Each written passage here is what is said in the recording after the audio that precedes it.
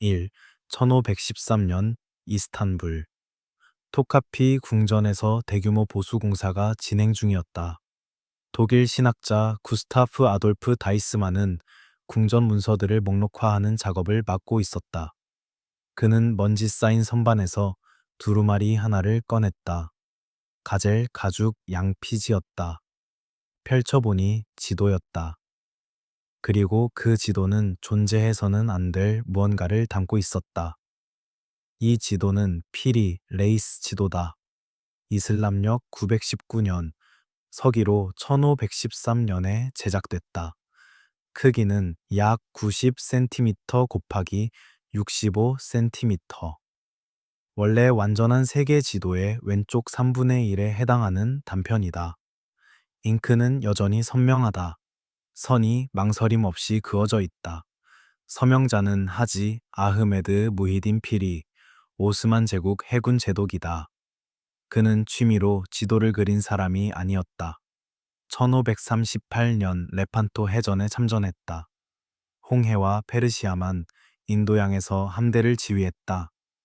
지중해 항법 매뉴얼인 키타브 이 바흐리에를 저술한 전문 항해자였다. 피리 레이스는 지도 위에 직접 주석을 남겼다. 약 20개의 출처 해도를 종합했다고 기술했다.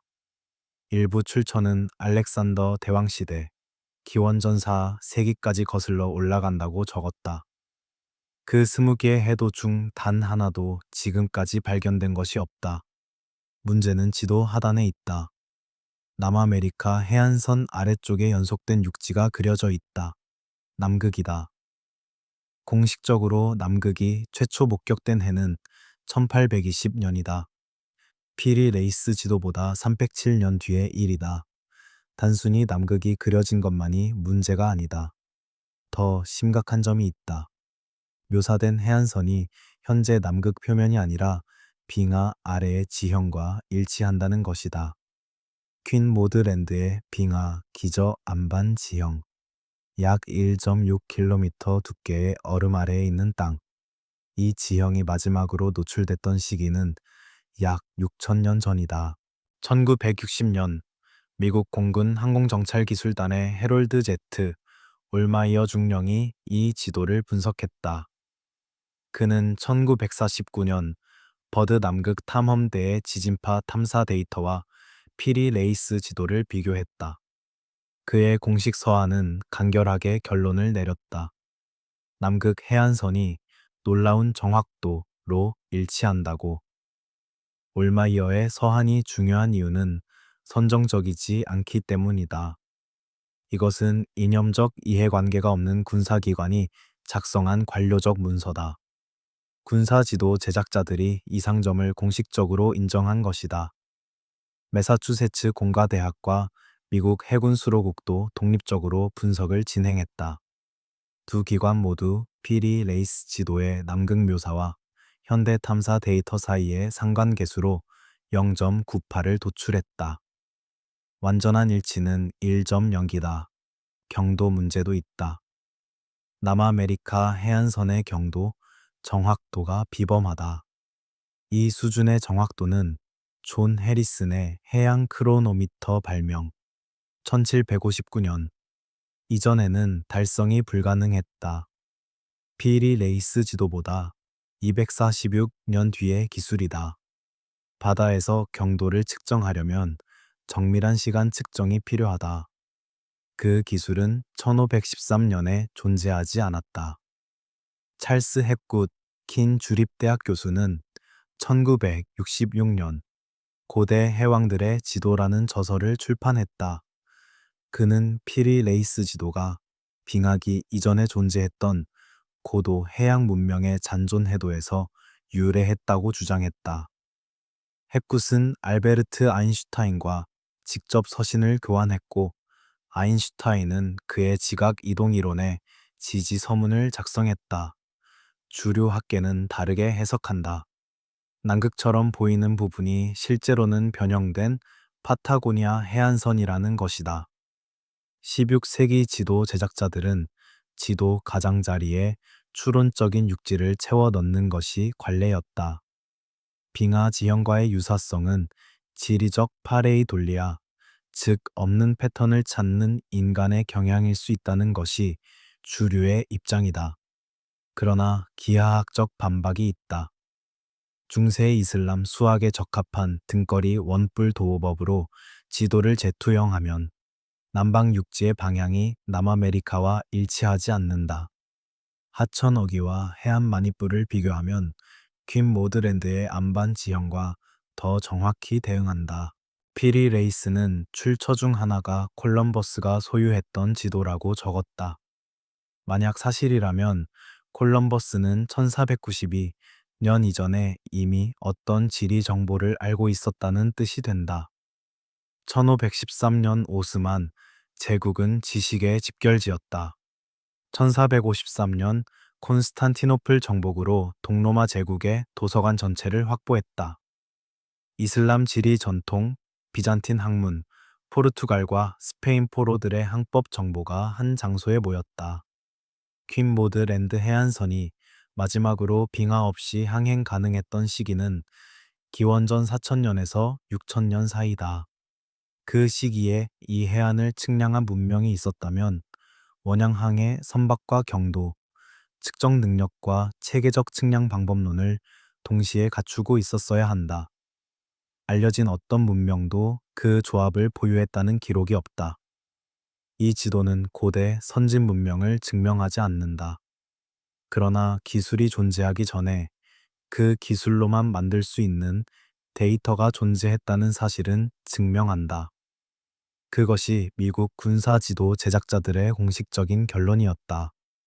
어떻게 설명할 수 있을까? 이 1531년 파리 오랑스 피네는 항해사가 아니었다. 그는 프랑스 왕 프랑수아 1세의 왕립 수학자였다. 파리 콜레주 루아얄 수학 교수였고 천문 기기를 설계했으며 정밀 천문 도표를 출판했다. 그런 그가 남극을 그렸다. 피네의 지도는 이중 심장형 도법을 사용했다. 세계를 두 개의 엽으로 나누는 구조다. 현재 미국 의회 도서관에 소장되어 있다. 1960년대에 찰스 헵굿과 알링턴 멜러리 데이가 재발견하기 전까지 거의 주목받지 못했다. 피네가 그린 남방 대륙은 추상적인 표시가 아니었다. 내부에 산맥이 있었다. 고원에서 해안으로 흐르는 강이 있었다. 명확하게 구분된 만이 있었다. 남극 반도처럼 보이는 돌출부도 있었다. 구체적이고 상세한 지리 묘사였다. 수치를 보면 더 놀랍다. 피네가 그린 대륙의 폭은 약 6,500마일이다. 실제 남극 대륙의 폭은 약 5,500마일이다. 오차율은 약 18%다. 300년 후에나 확인될 대륙에 대한 추론적 묘사치고는 비범한 수치다. 피네의 지도에는 대륙 내부를 나누는 산맥이 있다. 동남극과 서남극을 분리하는 방향으로 그려져 있다. 횡단 남극 산맥과 유사한 구조다.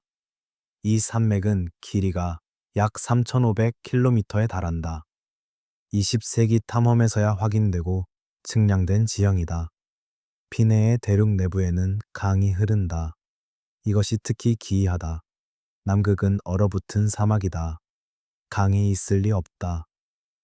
그런데 1957년부터 1958년까지 진행된 국제 지구물리학의 해 탐사에서 빙하 아래에서 광범위한 강 계곡과 배수수로가 발견됐다. 그 위치가 피네의 묘사와 광범위하게 일치했다. 태평양 쪽 해안에는 대형 마니뿌가 표시돼 있다. 올바르게 방향을 맞추면 로스해와 로스 빙붕에 대응한다. 프랑스 크기의 세계 최대 빙붕이다.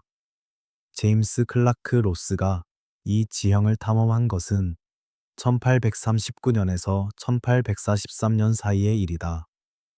찰스 헵굿은 미국 공군지도 제작자들에게 피리 레이스 지도에 적용했던 것과 동일한 방법론으로 이 지도를 분석해달라고 의뢰했다. 공군의 결론은 다수의 지형 요소가 20세기 지진파 탐사로 밝혀진 남극 안반 지형과 일치한다는 것이었다. 내부 지리의 존재가 핵심이다. 대칭 논리에서 출발한 이론적 남방 대륙이라면 원형의 빈 육지를 만들어낼 것이다. 올바른 위치에 올바른 방향의 산맥이 있는 지도를 만들지는 않는다. 그리고 그 배수 분지가 빙하 아래 현실과 일치하는 지도는 더더욱 만들지 못한다. 르네상스 학문 환경을 생각해야 한다. 피네는 1453년 콘스탄티노플 함락 이후 서쪽으로 이동한 비잔틴 학자들이 가져온 그리스어 필사본과 아랍어 문서에 접근할 수 있었다. 지식의 흐름이 당시 유럽에서 가장 활발한 곳에서 일하고 있었다. 주류 지도학자들은 피네가 이에 대륙을 빙하 없는 온대 땅으로 묘사했다는 점을 반박 근거로 든다. 실제 남극 데이터라면 왜 기후를 잘못 표현했겠냐는 것이다. 대안적 해석은 이것이 정확히 빙하기 말기의 상황과 일치한다고 본다. 당시 남극 해안은 빙하 없이 항행 가능했고 내부는 이미 빙하가 진행 중이었을 것이다.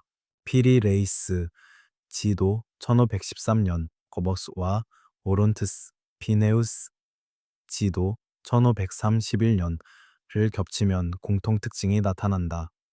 18년의 강역, 다른 국가, 다른 배경의 두 사람이 유사한 불가능한 데이터를 보여준다. 이것이 독립적 발명이라면 우연의 일치가 필요하다. 공통 출처에서 나왔다면 그 출처가 무엇인지를 설명해야 한다. 지도가 출처 데이터에서 나온 것이라면 네 가지 조건이 필요하다.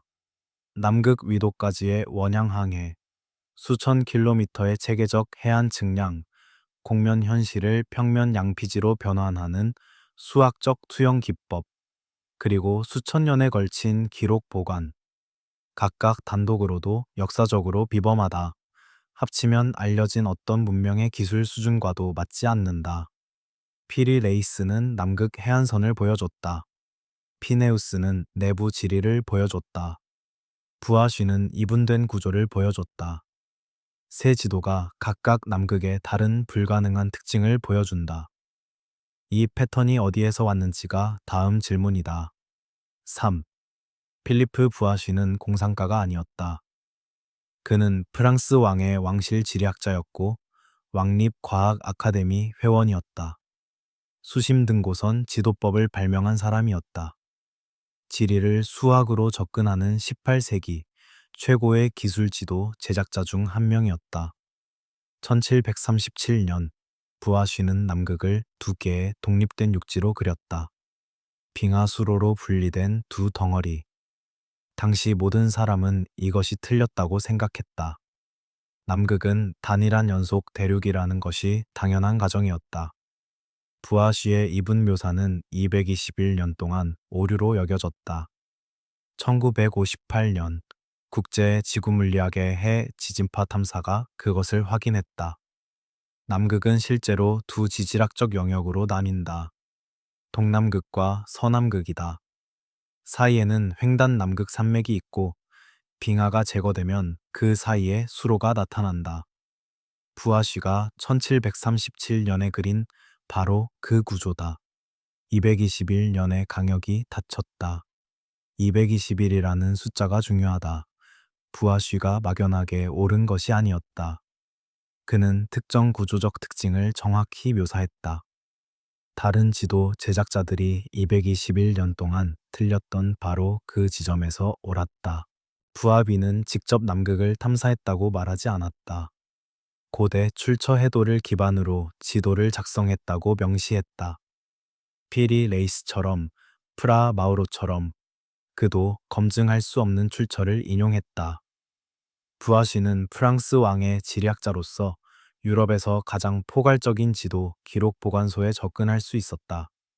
오론트스 피네우스 지도도 포함되어 있을 가능성이 높다. 그의 이분 묘사가 피네우스 전통에서 유래했는지 독립적인 고대 출처에서 왔는지는 알 수 없다. 수심 등고선 지도법을 발명한 사람의 남극 묘사는 무심코 한 예술적 선택이 아니다. 그것은 계산된 결정이었다. 그가 보유한 데이터를 기반으로 한 결정이었다. 부하쉬의 수로를 현대 위성 기반 안반 지형 데이터셋인 비드맵2에 겹치면 위치와 방향이 주목할 만큼 일치한다. 부하쉬가 그린 수로가 있는 곳에 실제로 빙하, 아래 분지가 있다. 동시대 비평가들은 이분 묘사를 오류로 봤다.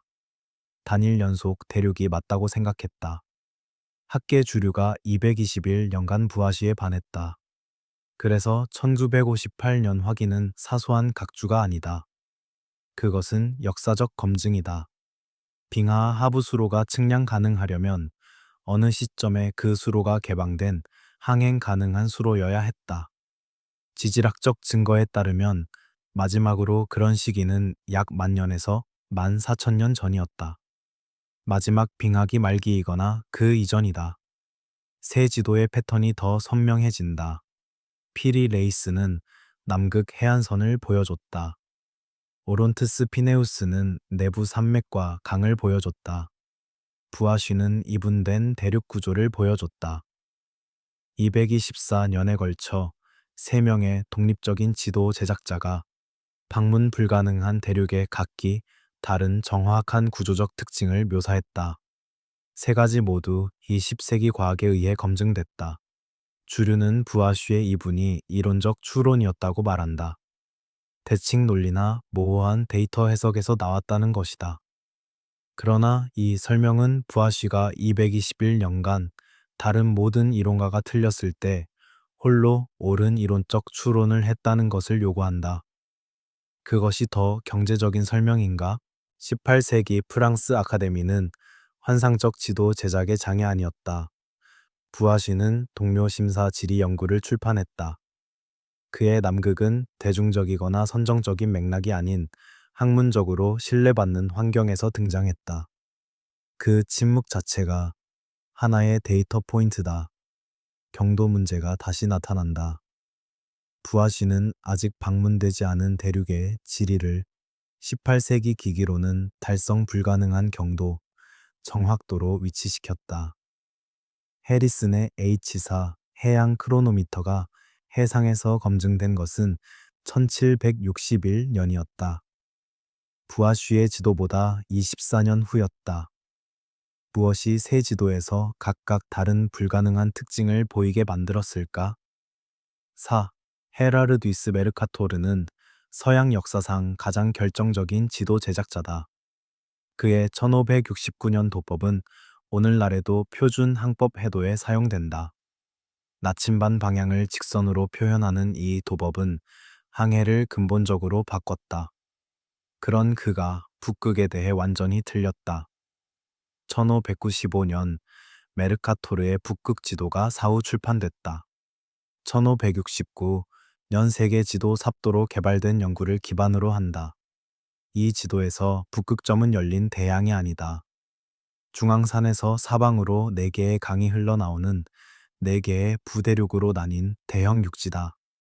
이 수준의 내부 지리 묘사는 놀랍다. 메르카토르는 출처를 밝혔다. 인벤티오 포르투나타, 즉 행운의 발견이라는 14세기 여행기다. 1360년 북극을 여행했다는 영국 프란체스코회 수도사의 저작으로 전해진다. 이 텍스트는 발견된 적이 없다. 모든 알려진 인용은 2차 자료다.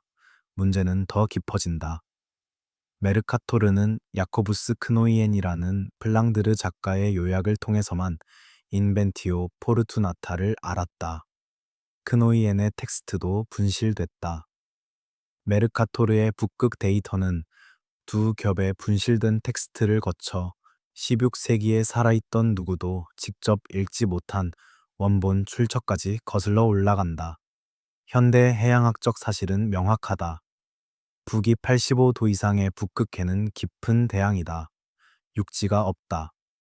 메르카토르의 4대륙 극지 지리는 사실적으로 틀렸다. 남극 지도들과 달리 지진파 탐사로도 검증될 수 없다. 중앙산의 이름은 루페스 니그라, 즉 검은 바위다. 나침반 바늘을 북쪽으로 끌어당기는 거대한 자기산으로 묘사됐다. 이것은 16세기에 널리 받아들여진 항법 이론이었다. 자북극의 존재와 지리적 북극과의 차이는 실제한다. 메르카토르는 진짜 자기 현상을 허구의 지리에 적용했다. 네 개의 강이 사방 위에 대응한다는 구조가 흥미롭다. 중앙 성산에서 네 개의 강이 흘러나오는 힌두교와 불교의 수미산 개념과 유사하다.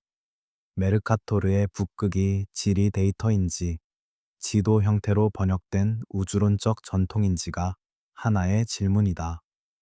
1360년에 영국 프란체스코의 수도사가 실제로 북극에 도달했다면 그것은 체계적 극지 탐험 3세기 전의 일이다.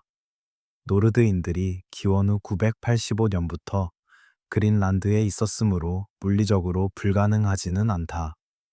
그러나 인벤티오 포르투나타가 담았다는 세부 지리는 우연한 관찰이 아닌 체계적 측량 방법론을 시사한다. 메르카토르의 북극은 100년 이상 모든 주요 세계 지도에 영향을 미쳤다. 아브라함 오르텔리우스, 빌럼 블라우, 헨리쿠스 혼디우스가 모두 이 지리를 재현하거나 개작했다. 1560년대부터 18세기 말 실제 탐험 데이터가 대체하기 시작할 때까지 표준 유럽 지도였다.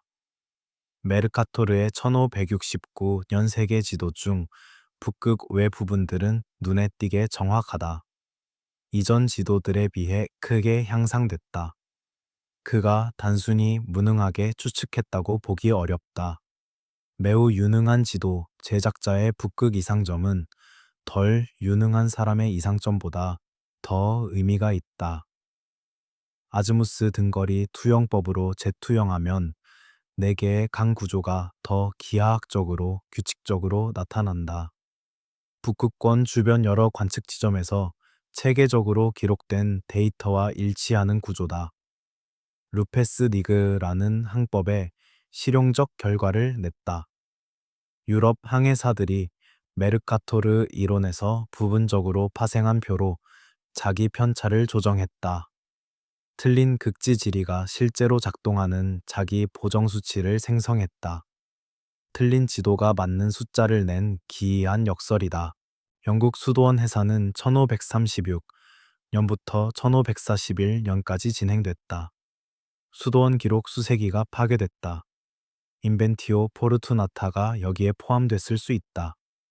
수도사의 이름조차 2차 자료 어디에도 없다.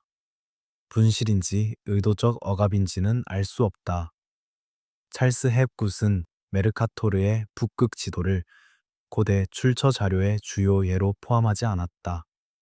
남극 지도들과 달리 지질 탐사로 검증될 수 없기 때문이다. 이 지적 정직성은 방법론의 한계도 드러낸다. 메르카토르는 역사상 가장 내구성 있는 항법 도구를 만들었다. 그 세계 지도 기반에 분실된 중세 텍스트에서 유래한 북극 지리가 내장되어 있다. 그 텍스트는 또 더 오래된 출처를 인용했다. 그 시작은 찾지 못하고 있다. 지도 제작 유산의 사슬이 어디서 시작되는지 알 수 있을까? 5. 오스만 제국의 해양 영역은 지중해, 홍해, 페르시아만 서인도양이었다. 1571년 레판토 해전을 지중해에서 치렀다. 동아프리카 해안에서 포르투갈과 경쟁했다. 태평양은 그들의 세계와 지리적으로 단절되어 있었다. 항구도 없었고 기록된 탐험도 없었다. 그런데 16세기 오스만 지도들이 태평양을 묘사한다. 섬 사슬들과 아메리카 서해안이 그려져 있다. 오스만 항법 능력으로는 설명하기 어려운 정확도로 오스만 통제 수역에서 태평양까지 가려면 인도네시아 군도와 남중국해의 전체 폭을 가로질러야 한다. 16세기에 실행 가능한 오스만 태평양 정찰 경로가 없었다. 16세기 초 태평양 지식을 보유한 세력은 한정적이었다. 스페인은 1522년 마젤란 이후에 태평양을 알았다. 포르투갈은 인도양 경유, 향신료 제도 항로를 통해 태평양 인접 지식을 가졌다. 중국은 정화 함대가 1405 1433년에서 1433년 사이 캐롤라인 제도까지 탐험했다. 아랍 상인들은 향신료 무역을 통해 태평양 인접 지역을 알고 있었다. 오스만 정보망이 설명의 하나다. 16세기 세계에서 가장 정교한 정보망 중 하나였다. 베네치아, 리스본, 제노베 요원이 있었다. 피리 레이스 자신이 일부 데이터의 출처로 포획된 선원들의 지도를 명시적으로 인용했다. 1522년 이후 포획된 스페인이나 포르투갈 해도가 태평양 지식의 통로가 됐을 수 있다. 그 경우 오스만 정보가 당시 어떤 세력보다 빠르고 효과적으로 외국 지도 정보를 추출하고 통합했다는 뜻이 된다. 그것만으로도 주목할 만하다. 더 불안한 버전이 있다. 마젤란 이전 날짜가 적힌 오스만 지도 단편이 태평양 정확도를 보인다면 정보망 설명은 무너진다. 그 경우 더 오래된 출처가 필요하다. 1507년 발데제 밀러 세계 지도는 발보아의 1513년 태평양 발견 6년 전에 태평양을 보여줬다. 오스만 지도 제작자들이 베네치아와 제노바 정보를 통해 발데제 밀러 데이터 스트림에 접근했다면 고대 출처 없이도 태평양 지식을 부분적으로 설명할 수 있다. 오스만 지도의 태평양 섬 위치가 흥미롭다. 일부 위치는 초기 스페인 마젤란 이후 해도보다 더 정확하다.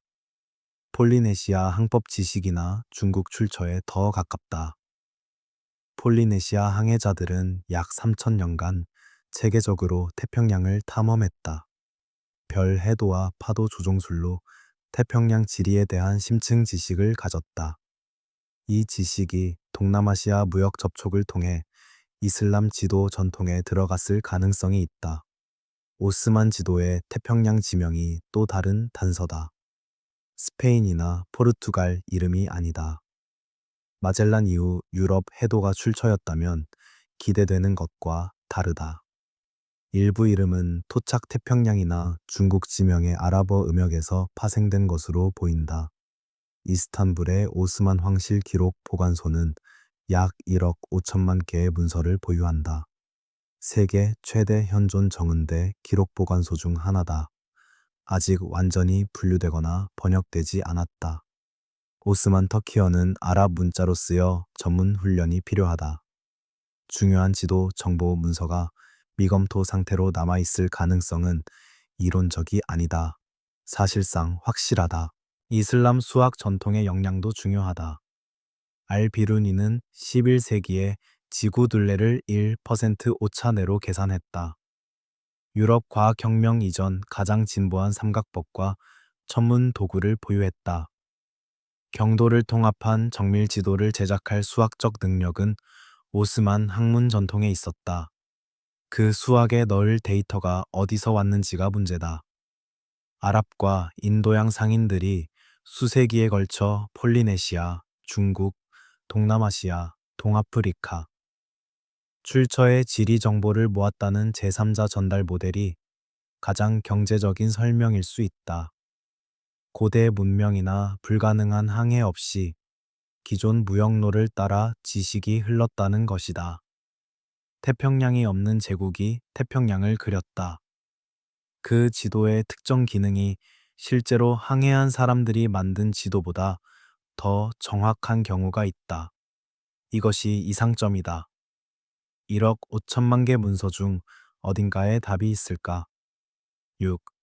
1502년 리스본에서 지도 하나가 도난당했다. 페라라 공작 에르콜레 1. 세 데스테 요원 알베르토 칸티노가 포르투갈 왕실 지도 제작실에서 마스터 해도를 복사한 포르투갈 지도 제작자에게 미지의 금액을 지불했다. 지도는 밀반출됐다. 칸티노 지도다. 크기는 약 105 센티미터 곱하기 220 센티미터. 현존 최대 포르틀란 해도 중 하나다. 금박과 선명한 미네랄 안료로 정교하게 그려진 양피지. 현재 이탈리아 모데나의 에스텐세 도서관에 소장되어 있다. 이 지도는 1502년 당시 탐험의 시대 전체를 요약한다. 아프리카 전체 해안, 카리브해와 북아메리카 해안 일부, 브라질, 인도 아대륙, 동아프리카, 동남아시아. 그 해 다른 어떤 지도보다 많은 지리 정보를 담은 단일 문서였다. 문제는 플로리다다. 쿠바 북쪽에 반도 형태의 육지가 그려져 있다. 플로리다 키스로 추정되는 위치와 미국 남동 해안의 전반적 방향이 묘사돼 있다. 후안 폰세데 런이 공식적으로 플로리다를 발견한 것은 1513년이다. 이 지도보다 11년 뒤다. 가능성은 세 가지다. 1502년 이전 포르투갈에 비밀 북아메리카 탐험이 있었거나, 공식 기록에 남지 않은 콜럼버스 후기 항해의 데이터가 있었거나, 항해자들 사이에서 이미 유통 중이던 정보가 공식 역사에 기록되지 않았거나, 이 지도는 또한 토르데시아스 선을 정확히 표시한다. 1494년 신세계를 스페인과 포르투갈로 나누는 교황 경계선이다. 이 경도 위치가 양국 간 분쟁 중이었다. 칸티노 지도를 손에 넣은 페라라는 포르투갈이 경계선 위치를 어떻게 주장하는지 알게 됐다. 브라질이 포르투갈 측에 들어오는 것도, 포르투갈은 파드라웅 레알이라는 마스터 해도를 유지했다. 새로운 탐험이 돌아올 때마다 업데이트됐다. 귀환 선장들은 모든 발견을 이 마스터 문서에 추가할 의무가 있었다. 칸티노 지도는 1502년 현재의 파드라웅 레알 복사본이었다. 포르투갈 지리 정보 전체의 스냅샷이었다. 아프리카 해안의 정확도는 기준점이 된다. 기니만, 희망봉, 소말리아 해안까지 동아프리카 해안의 각도, 비율, 주요 지형 상대 위치가 이전에 알려진 어떤 지도보다 현대 측량 정확도에 근접한다. 1996년 이마고 문디 연구에서 아프리카 해안 위치 오차 평균이 위도 1도 미만으로 확인됐다. 쿠바 묘사도 주목할 만하다. 아시아 본토의 반도가 아닌 섬으로 표시됐다. 콜럼버스 자신이 임종까지 쿠바의 섬 형태를 인정하지 않았다. 지도 제작자 또는 그 출처가 공식 기록에 확립되기 이전에 이미 결정했다는 뜻이다. 페라라는 왜 이 지도를 원했나? 에르콜레 1세 데스테는 해양 탐험을 계획하지 않았다. 페라라는 내륙 북이탈리아 도시 국가였다. 지도의 가치는 순수한 위신이었거나 새로운 무역로에 대한 상업 정보였을 것이다. 지리 정보가 16세기 초 유럽에서 가장 가치 있는 상품이었다는 뜻이다. 지도를 복사한 포르투갈 지도 제작자의 이름은 알 수 없다. 최소한 투옥, 최대 반역죄 처형의 위험을 감수했다. 발각을 피했다. 이름, 운명, 동기 모두 알 수 없다. 동마누엘 1세는 해군 해도를 국가 기밀로 선포했다. 무단 복제와 수출은 사형에 해당하는 중죄였다. 이것이 말하는 것은 조기 발견에 대한 문서 증거, 부재가 그것이 없었다는 증거가 아니라는 것이다. 억압이 효과를 냈을 수도 있다는 뜻이다. 칸티노 지도는 억압이 실패했을 때 일어나는 일이었다.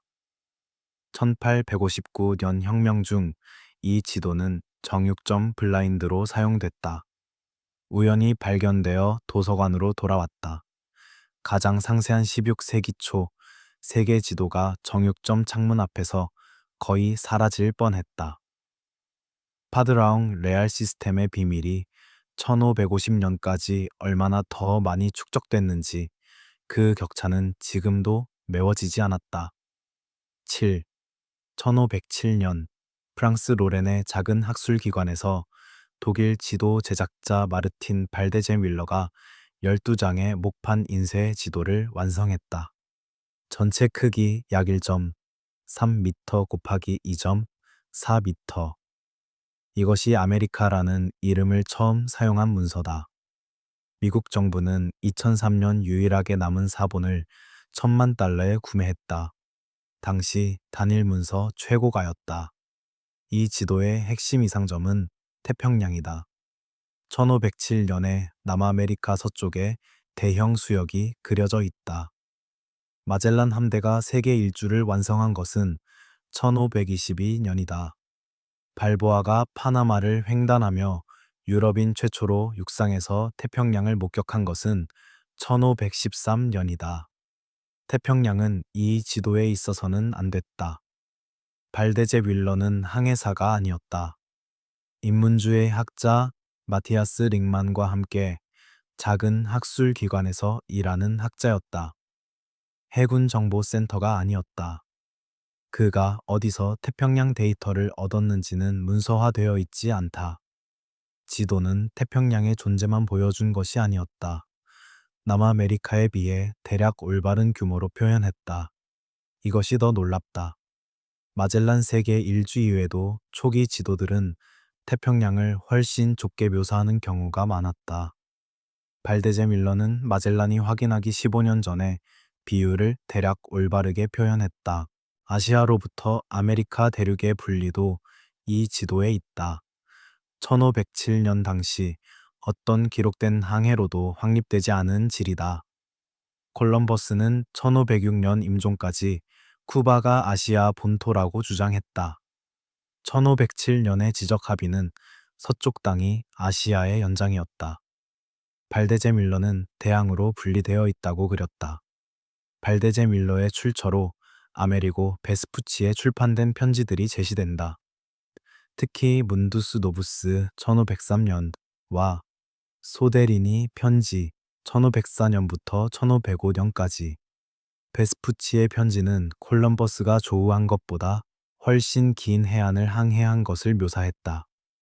일부 연구자들은 출판된 편지에 명시되지 않은 추가 데이터가 있었다고 본다. 1513년 발데제 밀러는 지도책에서 아메리카라는 이름을 제거했다. 1516년 카르타 마리나에서는 서쪽 땅을 아시아에 연결해 표시했다. 역사적으로 볼 때 올바른 묘사에서 물러난 것이다. 지도 제작자들은 시간이 지나면서 보통 더 정확해진다. 이후 판에서 덜 정확해진 경우는 외부 압력이나 더 나쁜 출처를 사용하기로 한 결정을 시사한다. 누가 이 철회로 이익을 얻었나? 스페인이 가장 명백한 수혜자다. 스페인은 동시에 콜럼버스가 아시아에 도달했다고 주장하며 조약 근거를 유지하려 했다. 새 대륙을 인정하면 관할권이 복잡해졌다. 발데제 밀러가 압력을 받았다면 스페인 외교 이해관계에서 비롯됐을 가능성이 높다. 1507년 지도는 약 1000부가 인쇄됐다. 목판 인쇄로는 대형 부수였다. 현재 단 한 부가 존재한다. 나머지 999부는 없어졌다. 1513년 철회를 촉발한 동일한 억압의 일환으로 체계적으로 폐기됐는지는 알 수 없다.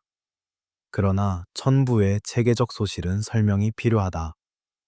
태평양 묘사에 가장 잘 뒷받침되는 설명은 포르투갈 정보 스트림이다. 포르투갈의 희망봉 경유 동인도 항해가 아시아 동쪽 대양 데이터를 확보했을 것이다. 칸티노 지도처럼 유출됐거나 공유됐을 수 있다. 그 데이터와 아메리카 해안 데이터를 결합하면 대서양 너머 거대한 대양의 존재가 수학적으로 추론된다. 추측 항법 가설도 있다. 지구 둘레는 고대부터 알려져 있었다. 아메리카 해안의 경도와 아시아의 경도 차이에서 큰 대양의 존재를 수학적으로 추론 가능하다. 이 경우 태평양 폭의 정확도는 직접 관찰이 아닌 수학적 예측이었다는 설명이 된다. 발데제 밀러 태평양을 마젤란 이후 첫 지도들과 비교하면 반직관적인 결과가 나온다. 마젤란 이후 지도들이 종종 태평양 동서폭을 압축하는 반면 발데제 밀러의 관찰 전 지도가 더 나은 비율을 보인다. 직접 관찰한 사람들의 지도보다 관찰하지 않은 사람의 지도가 더 정확하다. 1507년 지도가 역사에서 지워질 뻔했다. 1000부 중 단 한 부만 살아남았다. 미국 의회 도서관이 $10,000,000를 지불해 그것을 보존했다. 왜 그 한 부가 도망칠 수 있었는지, 나머지는 어디로 갔는지 아직 알 수 없다. 8. 1402년 조선 태종의 명령으로 세약자가 세계 지도를 완성했다. 권근, 김사형, 이무.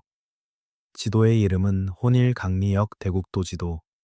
역사적 국가의 땅과 지역의 통합 지도로 번역된다. 서문의 첫 단어가 통합이다. 이것은 명시적으로 원본 측량이 아닌 종합이었다. 1402년 원본은 현존하지 않는다. 약 1470년경에 제작된 사본이 교토 류코쿠 대학에 소장되어 있다. 1590년대 임진왜란 때 대량의 조선 문화 자료가 일본으로 옮겨졌다. 이 사본이 그 경로를 통해 교토에 있다. 지도의 범위가 비범하다. 유럽, 아프리카, 중동, 중앙아시아, 남아시아, 중국, 한국, 일본이 모두 그려져 있다. 1402년 동아시아에서 제작된 세계 지도다. 핵심 이상점은 아프리카다. 지도에서 아프리카는 올바른 남쪽 테이퍼링을 보인다. 적도 이남의 남쪽 끝이 그려져 있다. 바르톨로무 디아스가 희망봉을 돈 것은 1488년이었다. 이 지도보다 86년 뒤였다. 아랍 지리학자들은 동아프리카 해안에 대한 지식은 있었지만 남쪽 끝 전체를 알지 못했다. 어떻게 1402년 조선 학자들이 아프리카가 남쪽으로 테이퍼링 된다는 것을 알았나? 가장 잘 뒷받침되는 설명은 아랍 지리 전통이다.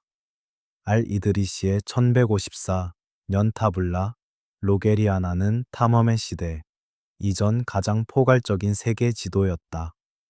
남쪽으로 향하는 아프리카 형태가 담겨 있었다.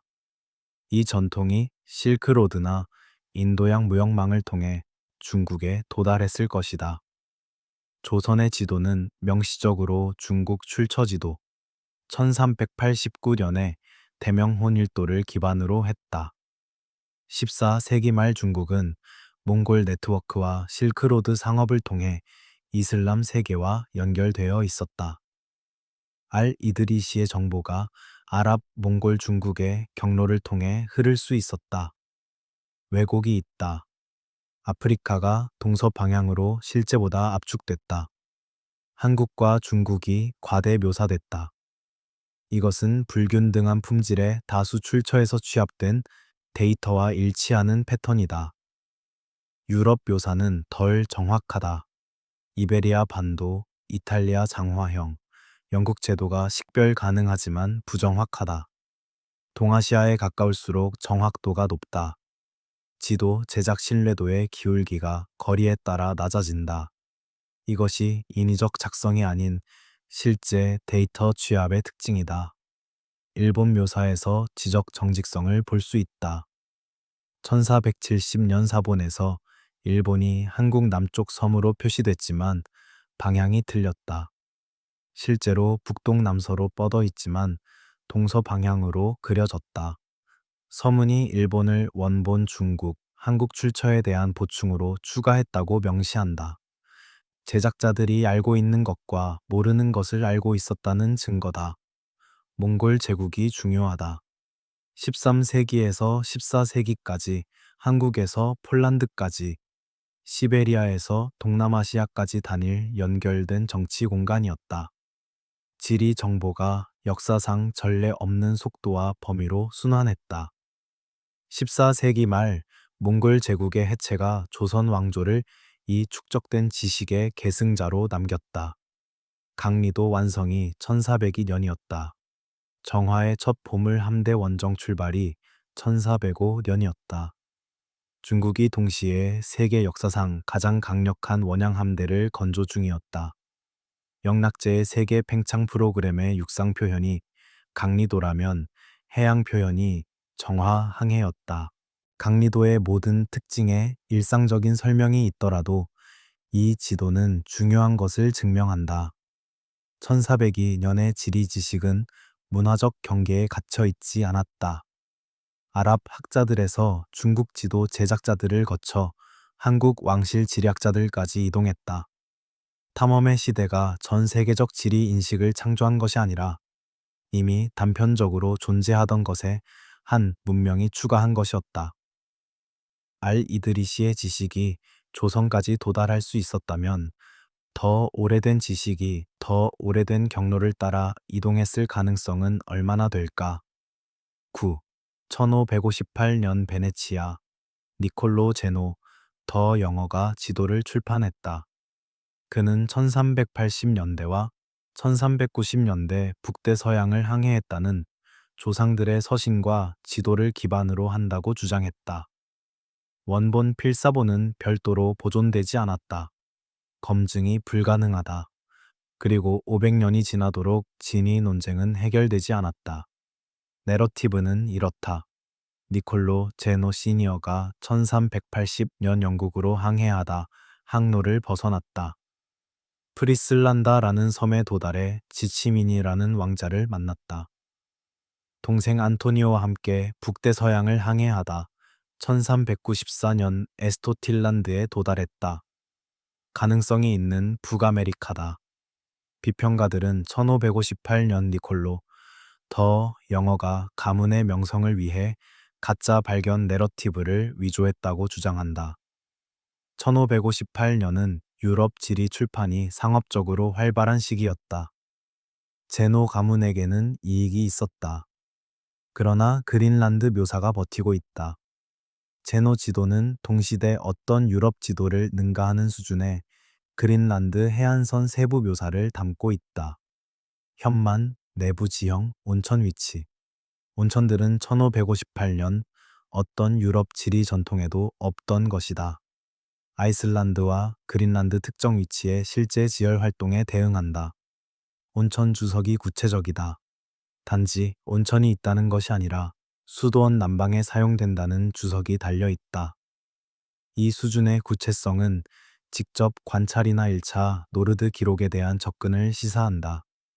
16세기 어느 유럽 학자가 출처 없이 이 세부를 만들어냈다고 보기 어렵다. 진위 논쟁에도 불구하고 이 지도는 주요 지도 제작자들에게 받아들여졌다. 메르카토르 1569년, 아브라함 오르텔리우스 1570년, 마르틴 프로비셔의 탐험 해도에 영향을 미쳤다. 만약 위조였다면 당대 최고 전문 지도 제작자들을 속일 만큼 신뢰할 수 있는 위조였다. 프로비션은 1576년에서 1578년까지 북서 항로 탐색의 제노 지도를 사용했다. 허구의 프리슬란다 섬이 해도에 나타났다. 일부 항법 오류가 이 잘못된 지리 데이터에서 비롯됐을 가능성이 있다.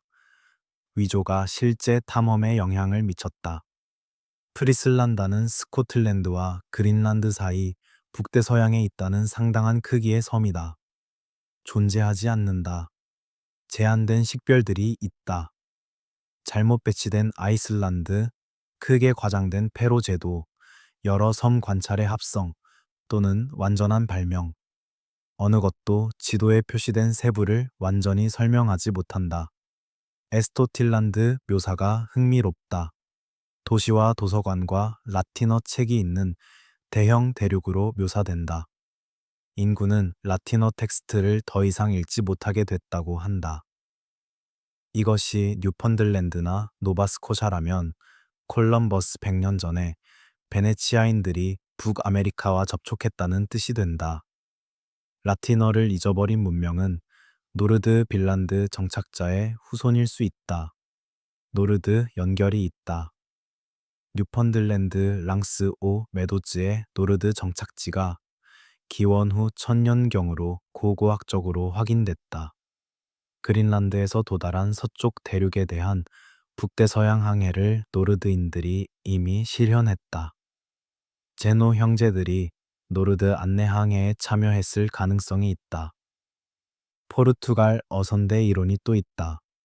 포르투갈 어선대들이 노르드 접촉이나 독립적 대서양 항해로 그랜드 뱅크스 어장을 알게 됐을 수 있다.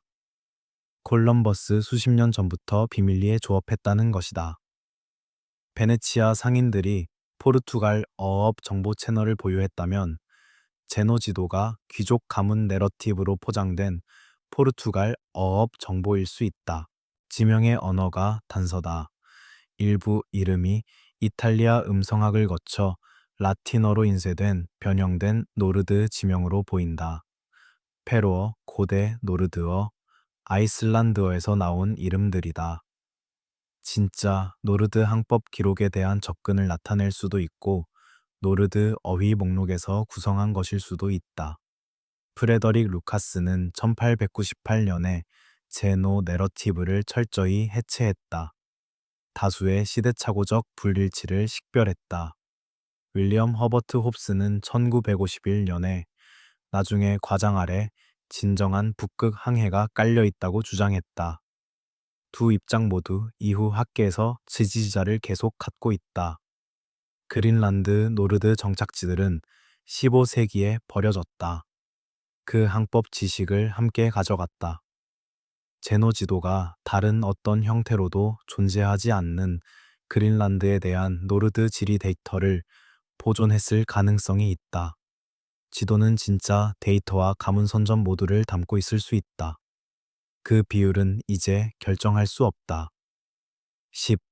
베네치아 인근 무라노 섬, 산 미켈레 수도원의 카말돌리, 수도사 프라 마우로는 상업적 지도 제작 공방을 운영했다.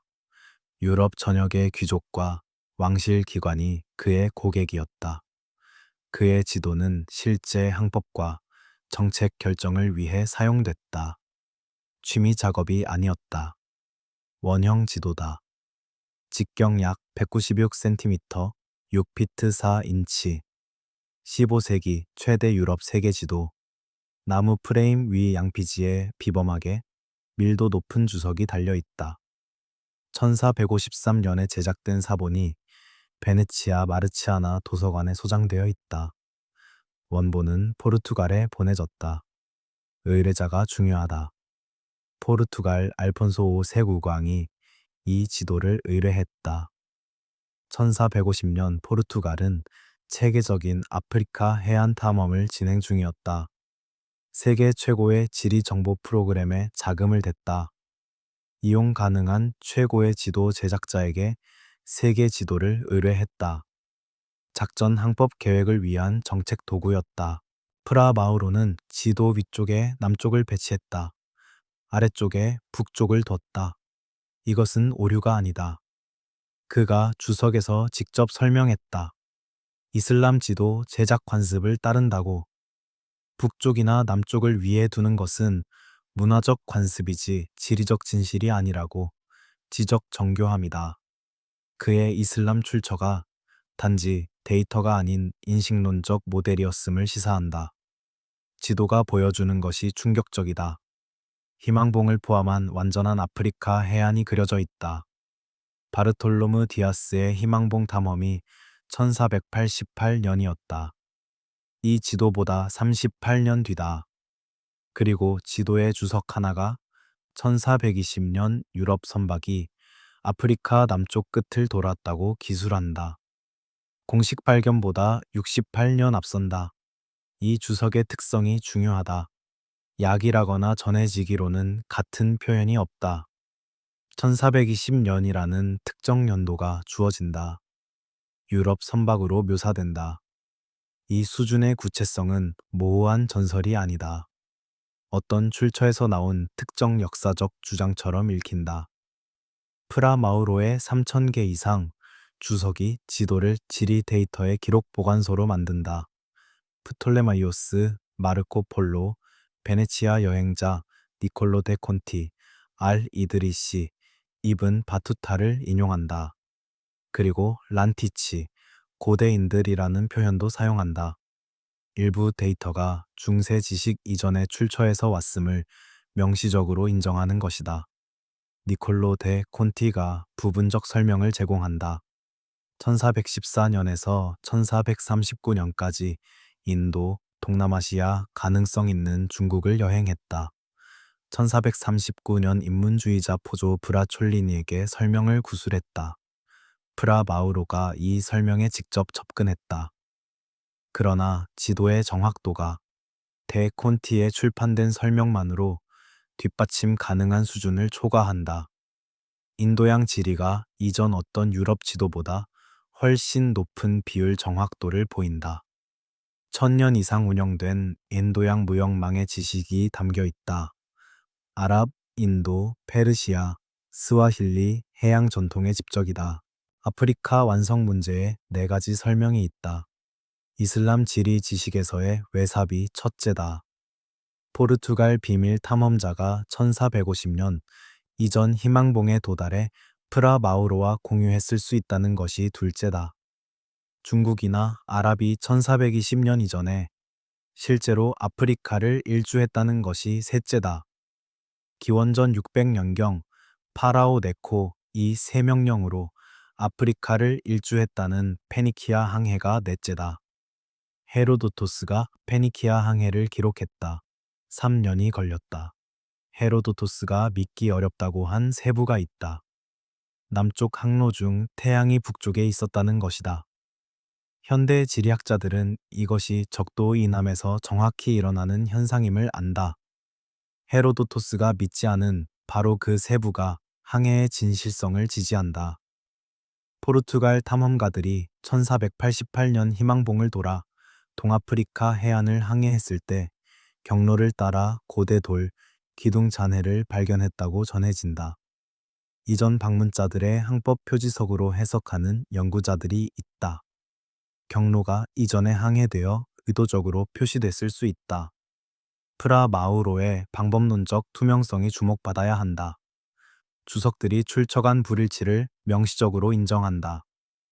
데이터가 모호한 경우 불확실성을 표현한다. 이것이 15세기 지도 제작에서 특이하다.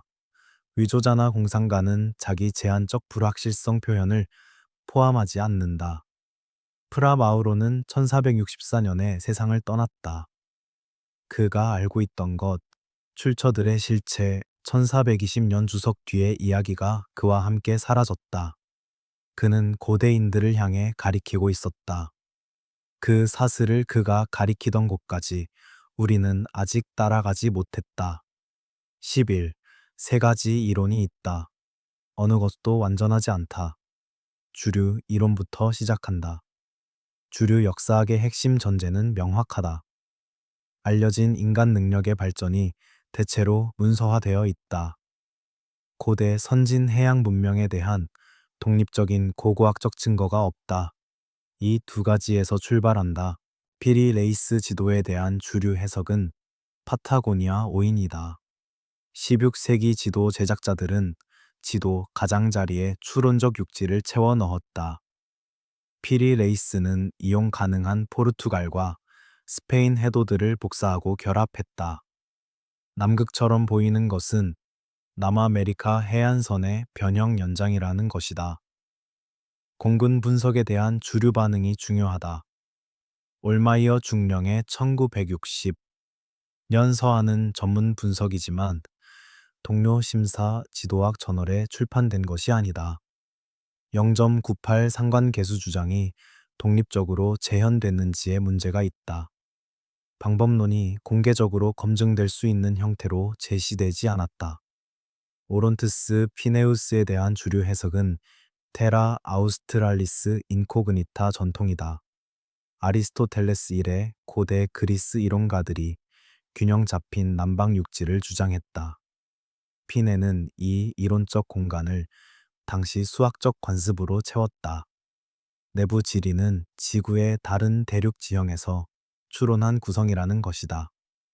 10개의 지도 이상점의 가장 강력한 단일 주류 설명은 포르투갈 정보 스트림이다. 포르투갈이 공식 출판보다 수십 년 앞선 광범위한 탐험 데이터를 국가 기밀로 체계적으로 유지했다. 칸티노 지도가 이 비밀 스트림에 입증된 유출이다. 다른 불가능한 특징들이 같은 정보 파이프라인의 추가 유출일 수 있다는 것이다. 수학적 추론도 핵심 설명이다. 에라토스테네스가 기원전 240년경 지구 둘레를 약 2% 오차내로 계산했다. 알비루니가 11세기에 더 정밀하게 계산했다. 지구 크기를 알고 알려진 대륙들의 경도를 알면 알려진 것들 사이의 격차를 채우는 대양을 수학적으로 추론할 수 있다. 발데제 밀러 태평양이 이 방법으로 설명된다. 알 이드리시 전달 경로가 아프리카 정확도를 설명한다. 1154년에 타블라 로게리아나가 아프리카 형태에 대한 실질적으로 정확한 정보를 포함했다. 이슬람 학문 전통을 통해 유통됐다. 강리도, 프라마우로 지도, 다른 지도들에서의 아프리카 정확도가 이 단일 계통에서 설명 가능하다. 주류는 대한 역사 연구의 선택적 정확도 강조 문제를 지적한다. 피리 레이스 지도에는 여러 명백한 오류가 있다. 지역들이 잘못 배치됐고 비율이 왜곡됐다. 이것이 지도를 중세 지도, 제작의 능력 범위 내에 위치시킨다는 것이다. 메르카토르 북극의 주류 설명은 합성이다. 중세 우주 지형학적 전통, 자기 현상에 대한 진짜 항법 데이터, 노르드와 영국인의 북방항해, 보고서들의 조합이 허구의 북극 지리를 만들어냈다는 것이다. 주류 이론의 강점은 입증된 것들에 의존한다는 점이다. 포르투갈 정보 스트림은 칸티노로 확인된다. 추측 항법은 실제 관행이었다. 알리드릿이 전달은 그럴듯하다. 약점도 있다. 새 남극 지도 각각에 대한 독립적 우연의 설명이 3번 필요하다. 공군 지도 제작자 발견에 대한 상세한 기술적 반박이 없다. 10개의 지도 제작자 모두 추적 불가능한 고대 출처를 인용한다는 패턴이 설명되지 않는다. 주류 이론을 유지하려면 상당히 많은 것을 동시에 믿어야 한다. 새 남극 지도가 각각 독립적으로 현대적으로 정확한 데이터를 우연히 생성했다는 것. 발데젠 윌러의 태평양이 단순한 수학적 추론에서 비롯됐지만 후기 마젤란 지도들보다 더 정확하다는 것. 이것은 불가능하지 않지만 상당히 요구하는 설명이다. 지식은 항상 권력에 의해 통제됐다. 공식 기록은 기록하도록 허용된 일만을 반영한다. 주류 이론이 가장 강할 때조차 그것이 말하지 못하는 부분이 있다. 12. 역사적이고 고고학적인 이론은 고대 선진 문명 없이 출발한다. 그러나 공식 역사가 인정하는 것보다 훨씬 복잡하게 연결된 세계, 더 앞선 탐험들, 더 정교한 지식 전달 체계가 필요하다는 주장이다. 포르투갈 국가 기밀 시스템의 완전한 의미를 보아야 한다. 칸티노 유출은 지도 하나의 절도가 아니다. 포르투갈 왕의 공식 칙령이 해군 해도를 국가 기밀로 만들었다. 무단 복제와 수출은 사형에 해당했다. 귀환 선장들은 법적으로 모든 발견을 파드라웅 레알에 추가해야 했다. 이 시스템이 공식 발견 타임라인보다 수십 년 앞선 탐험 데이터를 은폐할 수 있는 인프라를 창조했다. 프라마우로 지도의 1420년 주석과 1450년 희망봉 묘사가 연결된다. 포르투갈 왕실이 1450년 세계 지도를 의뢰했을 때 이미 전략적으로 가치 있는 아프리카 항로 데이터를 보유하고 있었을 수 있다. 디아스의 1488년 발견이 공식 승인 탐험이 되기 전 수십 년간 알려진 경로를 따라간 것일 수 있다. 포르투갈 북아메리카 비밀 어업도 이 맥락에 있다. 칸티노 지도의 포르투갈 왕의 땅 표기, 제노 지도의 서쪽 육지 내러티브, 포르투갈 어선대들이 노르드 접촉이나 독립 항해로 그랜드 뱅크스를 알게 됐을 수 있다. 1497년 카보트 이전 수십 년 동안 비밀리에 조업했다면 뉴펀들랜드는 실질적으로 분류된 포르투갈 어장이었을 것이다. 이슬람 지식 전달 체계가 가장 과소평가된 설명이다. 알 이드리시에서 입은 바투타까지 아랍 지리 전통이 인도양, 동아프리카, 남아시아에 대한 정확한 지리 지식을 포함했다. 이 전통이 스페인과 포르투갈의 이슬람 점령 시대 이후 무어 도서관들을 통해 유럽 학문에 유입됐다. 이베리아 반도가 아랍 지리학과 유럽 학문의 접점이었다. 알렉산드리아 도서관의 지식이 이슬람 학자들에 의해 보존됐다. 에라토스테네스, 스트라보, 프톨레마이오스의 지리적 지식이 아랍어로 번역됐다. 아리스토텔레스의 기원전사 세기 지식이 르네상스 유럽에서 이용 가능했다는 사실이 훨씬 오래된 출처의 생존 가능성을 보여준다. 정화 함대 데이터의 가능한 범위도 중요하다. 정화의 7차 항해가 1405년에서 1433년까지 진행됐다. 아프리카 동해안까지 확실히 도달했다. 이 탐험들에서 수집된 지리 정보가 중국 기록 보관소에 있었고 중국 아랍 무역 채널을 통해 이슬람 지도 전통으로 들어갔을 수 있다. 강리도 1402년과 정화 1405년 스가 모두 영락제 프로그램의 일부라는 점이 이 경로를 지지한다. 헤로도토스의 기원전 600년 아프리카 일주가 있다. 인도와의 로마 무역이 있다. 로마 동전이 인도, 베트남, 그 너머에서 발견됐다. 아랍 점령 이후 이슬람 학자들이 고대 지중해 지식에 접근했다. 페니키아와 로마의 지리적 도달이 필사본 전통을 통해 중세 이슬람 지도 제작에 부분적으로 보존됐을 수 있다. 비잔틴 기록 보관소의 역할이 있다. 1453년 콘스탄티노플 함락이 비잔틴 학자들을 이탈리아로 이동시켰다. 그리스어 필사본을 가져왔다. 비잔틴 제국이 로마 제국 지리 지식을 계승했고 아랍 학문에도 접근했다. 르네상스 유럽이 이 기록 보관소를 통해 잃었던 고대 지리 지식에 접근 가능해졌다. 피리레이스의 오스만 제국이 1453년 이 기록 보관소 전체를 포획했다. 오스만 기록 보관소는 미검토된 잠재적 보물 창고다. 1억 5천만 개 문서 중 완전히 분류되거나 번역된 것이 아직 제한적이다. 16세기 외교 및 정보 서신들이 오스만 해군 정보에 포착된 포르투갈과 스페인 항법 지식을 드러낼 수 있다. 그 문서들이 아직 발견되지 않았을 가능성이 크다. 이 역사적 이론이 설명하는 것이 많다. 포르투갈 데이터 스트림, 이슬람 학문 전달, 비잔틴 기록 보관소 상속, 정화 데이터, 몽골 지식 네트워크의 조합으로 10개 지도 이상점 중 많은 것을 설명할 수 있다. 고대 선진 문명이 필요 없다. 단지 공식 역사가 인정하는 것보다 더 앞선 탐험들과 더 연결된 지식 전달 네트워크가 필요하다. 한계도 있다. 새 남극 지도가 역사적 전달만으로 설명되지 않는다.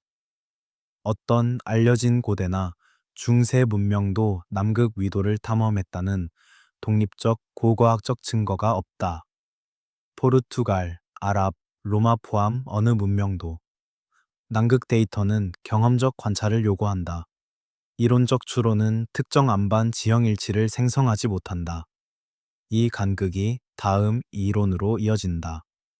13. 가장 도발적인 이론이다. 증거가 가장 희박하기도 하다. 그러나 다른 두 이론이 설명하지 못하는 것을 설명하려 시도한다. 핵심 주장은 이렇다. 마지막 빙하기 말기 이전에 기술적으로 정교한 해양 문명이 존재했다. 그들이 대륙들을 측량했다. 문명이 붕괴한 후 그 기록이 고대 도서관들을 통해 단편적으로 살아남았다. 결국 피리 레이스, 피네우스, 부아쉬의 손에 들어갔다는 것이다. 찰스 헵굿의 1966년 고대 해왕들의 지도가 이 이론의 기초 텍스트다. 헵굿은 수십 개 역사 지도를 분석해 현대 이전 측량 능력의 증거를 일관되게 발견했다고 주장했다. 미국 공군 지도 제작자들에게 분석을 의뢰했고 공군의 확인을 주류 학문에 도전하는 핵심 증거로 사용했다. 알베르트 아인슈타인이 헵굿의 1958년 저서 지구에 이동하는 지각의 서문을 작성했다. 지각 이동 개념을 독창적이고 흥미롭다고 묘사했다. 이것이 이론의 증명은 아니다. 그러나 아인슈타인은 무차별적으로 아첨하지 않았다. 핵심 물리학자가 진지하게 검토할 가치가 있다고 판단했다는 것이다. 지각 이동 이론의 핵심은 지구 지각이 가끔씩 맨틀 위를 상대적으로 빠르게 이동할 수 있다는 것이다. 이것이 남극이 더 온화한 위도에 있다가 기원전 9500년에서 1500년경 현재 위치로 이동했음을 의미할 수 있다. 이전 위치에서 측량이 가능했다는 것이다. 그러나 이것이 대부분의 지질학자들이 받아들이는 주류판 구조론과 양립하지 않는다는 점을 솔직하게 밝혀야 한다. 가설적 문명이 보유해야 했던 것들이 있다. 원양항에 선박이 필요하다. 빙하기 남극 해안에 도달하려면 경도 측정 능력이 필요하다. 매우 정밀한 크로노미터나 그에 상응하는 것이 수천 킬로미터의 체계적 해안 측량 방법론이 필요하다. 수학적 투영 기법도 필요하다. 그리고 수천 년에 걸친 기록 보관이 필요하다. 각각 단독으로도 역사적으로 비범하다. 함께면 알려진 증거가 없는 문명을 묘사한다. 기원전 12,000년에서 8,000년 사이 전 세계 해수면이 약 120m 상승했다. 이 문명이 저지대 해안 지역에 거주했다면 기록 보관소, 도구, 문화 유물이 현재 수중에 있을 것이다. 탐험되지 않은 대륙붕 유적들이 광범위하게 존재한다. 일본 요나간이 섬 수중 지층에 있다. 자연 지형인지 인공 구조물인지 논쟁 중이다. 인도 드와르카만의 수중 구조물들이 있다. 힌두 신화의 크리슈나 도시와 일치한다는 주장이 있다. 이것들이 가설을 증명하지는 않는다. 그러나 조사가 더 필요한 지점들이다. 이 문명의 지리 지식이 5천년에서 10,000년 후 지도에 어떻게 나타날 수 있었나? 알렉산드리아 도서관에 집중된 후 이슬람 학자들에게 전달된 고대 출처들이 경로가 될 수 있다. 아리스토텔레스의 기원전사 세기 지식이 르네상스 유럽에서 이용 가능했다. 훨씬 오래된 출처의 생존이 이론적으로 불가능하지 않다. 피리 레이스의 20개의 출처 지도 중 알렉산더 대왕 시대에 속한다는 것들이 더 오래된 페르시아나 이집트 출처에서 나온 것일 수 있다. 기원전 4세기 마케도니아인들이 포획한 페르시아 왕실 기록 보관소에 더 오래된 지리 데이터가 있었을 수 있다. 이 이론이 주류보다 잘 설명하는 것이 있다. 새 남극 지도의 수렴이다. 세 개의 독립 지도가 각각 다른 정확한 남극 구조 특징을 보인다는 패턴은 공통 출처에서의 독립적 파생을 요구하거나 세 번의 놀라운 우연을 요구한다. 공통 출처 설명이 더 경제적이다. 이론의 증거 표준을 공정하게 말해야 한다. 반드시 입증되어야 할 것들이 있다. 명백하게 적절한 기술 수준을 가진 고대 유적, 지구 지각 이동의 물리적 메커니즘, 수천 년의 지식 전달을 위한 더 완전한 체계, 그 어느 것도 현재 확립되지 않았다. 이 이론이 지속되는 이유가 있다. 주류 학문이 공군 분석에 완전히 참여하지 않았다. 새 남극 지도의 수렴에 대한 충분한 설명이 없다. 10개 지도 제작자 모두 추적 불가능한 고대 출처를 인용한다는 패턴이 설명되지 않는다. 이것들이 이론이 해결하려는 실제 격차다. 아직 증명되지 않았다. 그러나 충분히 심각하게 다루어지지도 않았다. 필요한 것은 폭이나 수용이 아니라 1급 고고학적, 지질학적, 지도학적 조사다. 특히 전 세계 해저고고학과 오스만 기록 보관소 완전 번역이 필요하다. 14. 세 가지 반복되는 불가능성이 있다. 10개의 지도를 가로지르는 패턴이다. 첫째는 남극 정확도다. 3개의 독립적인 지도, 224년의 강역, 각각 다른 검증된 남극 특징. 피리 레이스는 빙하 아래 해안선을 보여줬다. 오론트스 피네우스는 내부 산맥과 강을 보여줬다. 필리프 부아시는 이분된 대륙 구조를 보여줬다. 세 가지 모두 20세기 과학에 의해 검증됐다.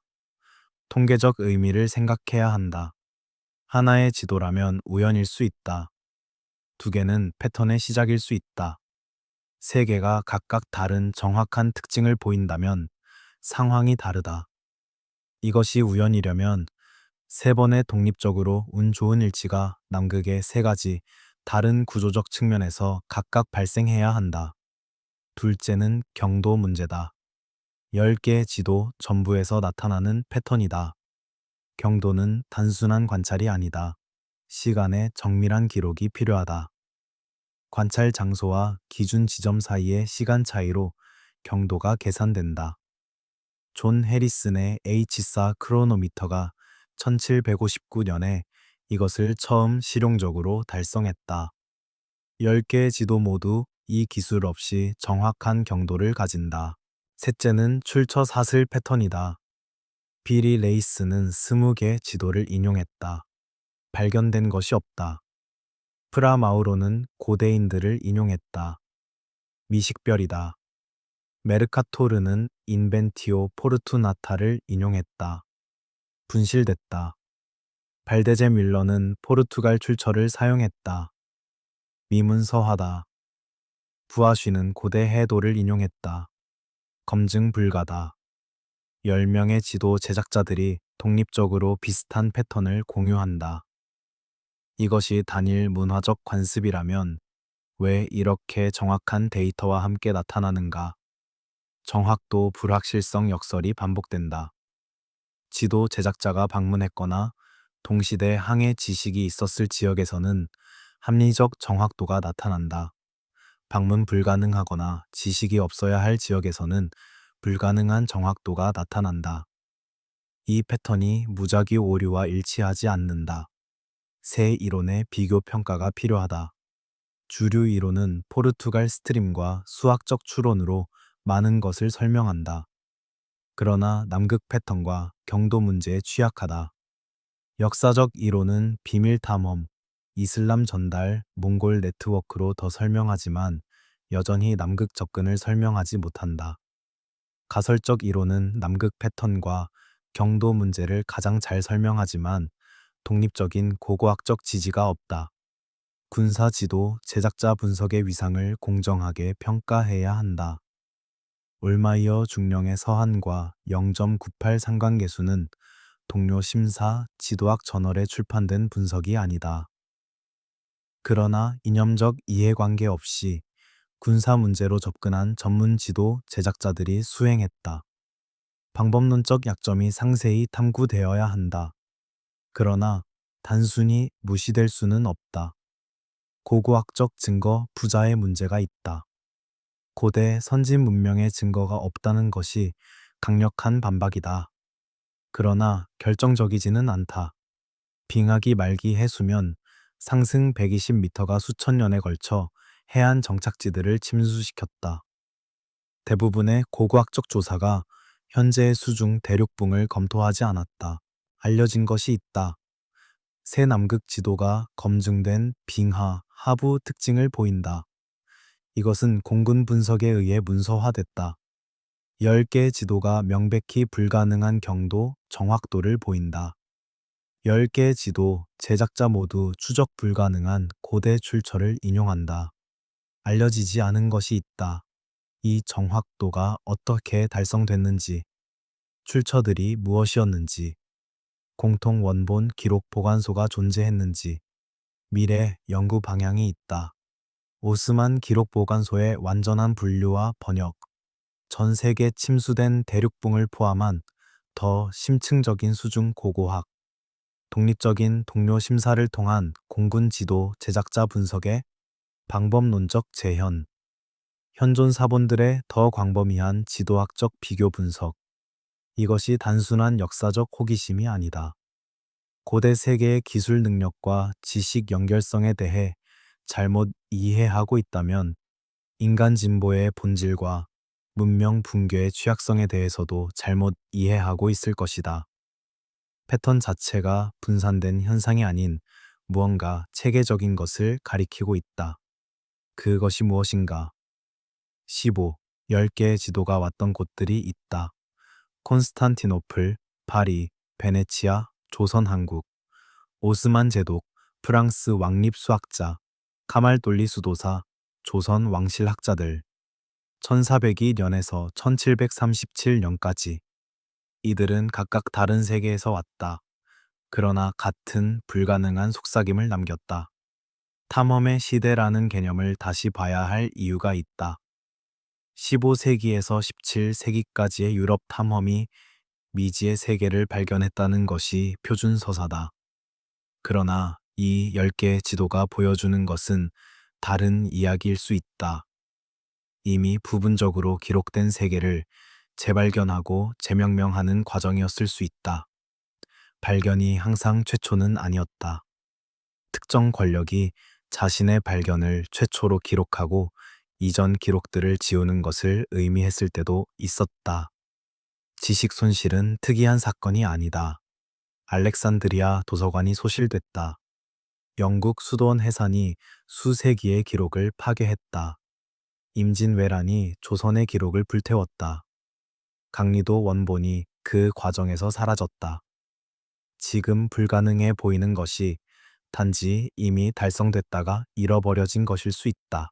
강리도가 가장 명확하게 보여주는 것이 있다. 지식은 항상 문화적 경계를 가로질러 이동했다. 아랍 학자들에서 중국 지도 제작자들을 거쳐 한국 왕실 지리학자들까지 실크로드를 따라 이동한 것처럼 더 오래된 지식이 더 오래된 경로를 따라 이동했을 수 있다. 강리도의 아프리카 정확도가 알 이드리시에서 왔다면 알 이드리시의 아프리카 정확도는 어디에서 왔는가? 경도 문제가 철학적 의미를 가진다. 경도를 해결하는 능력이 시간을 측정하는 능력에 달려 있다. 해양 크로노미터 발명이 항법을 근본적으로 바꿨다. 이 기술이 1759년 이전에 존재했다는 공식 증거가 없다. 그러나 우리가 논의한 지도들의 데이터는 그것이 어떻게든 달성됐었음을 시사한다. 지금 우리가 할 수 없는 것이 언제나 달성 불가능했다는 의미가 아니다. 역사의 가장 심오한 패턴 중 하나가 있다. 지식이 선형적으로 진보하지 않는다는 것. 인류는 달성했다가 잃어버렸다가 재달성한다. 어쩌면 이 10개의 지도들은 한번 세상을 측량했고 그 다음 조용히 사라진 인류의 어떤 버전의 흔적일 수 있다. 어쩌면 아닐 수도 있다. 어느 이론이 맞든 틀리든 질문의 질이 지금 현재로서는 답의 질보다 중요하다. 우리는 지식이 고대 세계에서 어떻게 흘렀는지 실제로 알고 있는가? 이미 잃어버린 것의 규모를 아는가? 2000년 후 우리의 후손들은 우리가 알고 있었지만 잃어버릴 것들을 보며 무엇을 불가능하다고 부를 것인가? 베네치아 무라노 섬, 등불 아래의 프라마우로. 그가 고대인들이라고 썼다. 그는 자신의 출처를 향해 가리키고 있었다. 그 사슬의 끝이 어디인지 우리는 아직 모른다.